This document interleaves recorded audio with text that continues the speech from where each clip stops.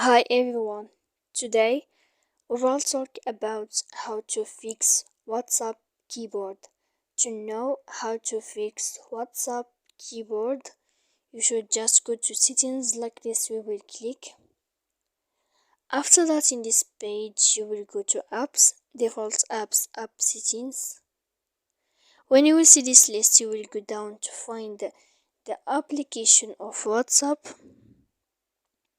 And when you will see this page, you will click for stop. When you will end this, you will enter to storage. After that, in this page, you will click clear cache, and then you will go to clear data.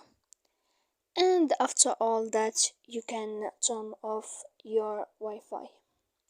So please don't forget to support us by like and subscribe. See you next time in another video.